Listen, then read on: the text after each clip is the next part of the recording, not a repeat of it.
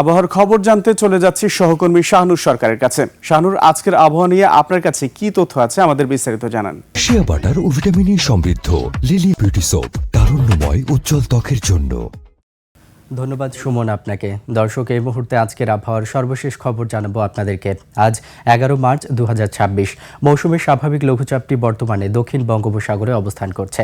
আগামী 24 ঘন্টায় রংপুর, রাজশাহী, ঢাকা, খুলনা, বরিশাল ও চট্টগ্রাম বিভাগের কিছু কিছু জায়গায় এবং ময়মনসিংহ এবং সিলেট বিভাগের দু এক জায়গায় বৃষ্টি ও বজ্রসহ বৃষ্টির সম্ভাবনা রয়েছে। এছাড়া আবহাওয়া অধিদপ্তরের তথ্য অনুযায়ী আগামী 24 ঘন্টায় সারা দেশে দিন ও রাতের তাপমাত্রা প্রায় অপরিবর্তিত থাকতে পারে।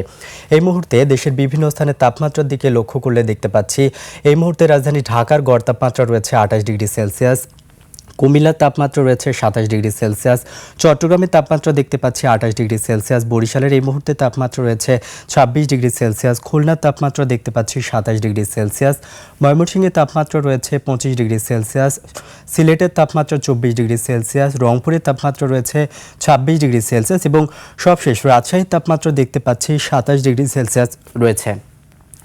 আজ সকালে ঢাকায় বাতাসের আপেক্ষিক আর্দ্রতা রেকর্ড করা হয়েছে 79%। আজ ঢাকায় সূর্যোদয় হয়েছে 6টা12 এবং আজ ঢাকায় সূর্যাস্ত হবে 6টা6 সুমন, এই ছিল আমার কাছে আজকের আবহাওয়ার সর্বশেষ তথ্য।